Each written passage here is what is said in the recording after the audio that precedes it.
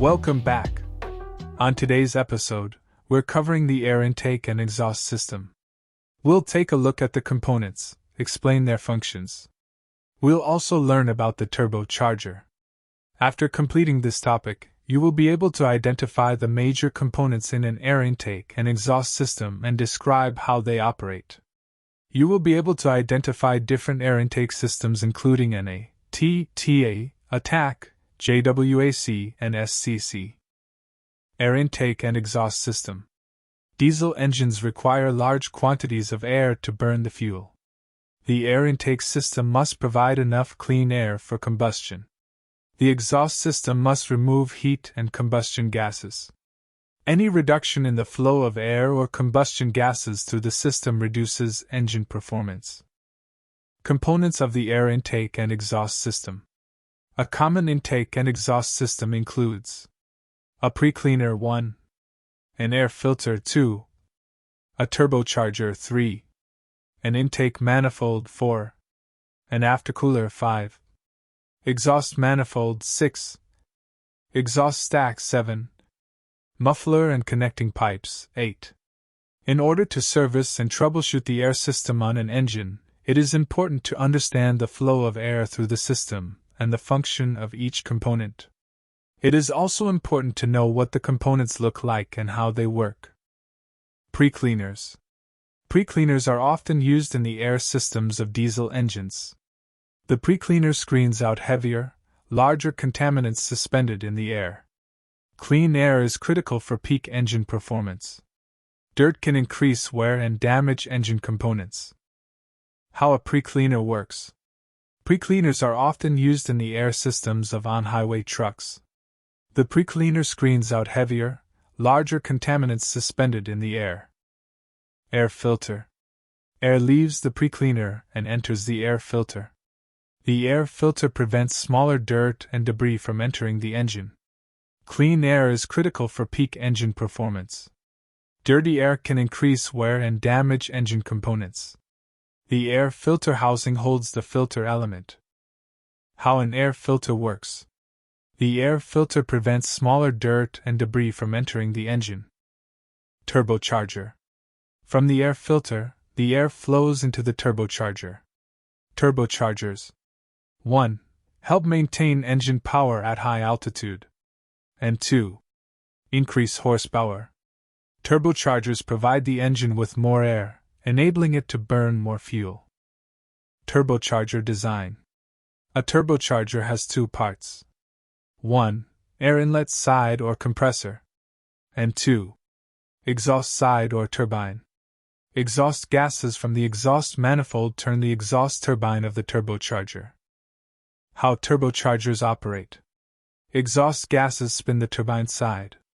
Since the compressor and turbine wheels are on the same shaft, the compressor turns as well. The faster the compressor side turns, the more air is packed into the air system, increasing air pressure and density. The increase in air pressure is called boost. Wastegate. Wastegates are part of some turbochargers. If boost is higher than recommended, the wastegate opens to vent exhaust around the turbine.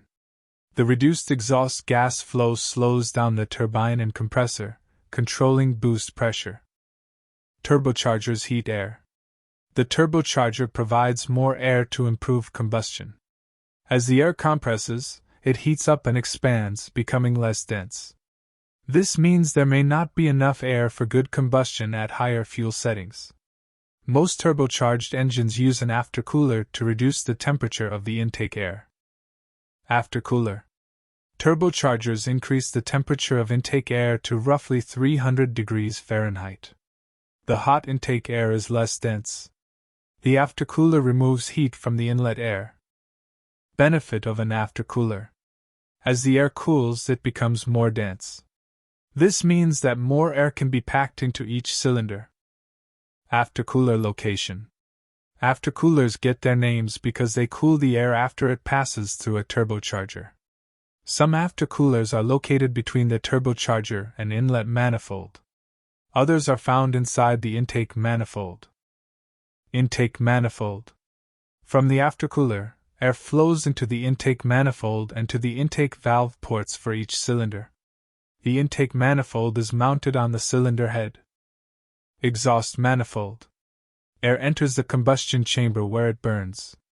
Combustion gases exit the exhaust ports and enter the exhaust manifold. The exhaust manifold is mounted on the cylinder head and fits over the exhaust ports. Muffler. From the turbocharger, exhaust gases are piped through the muffler and exhaust stack.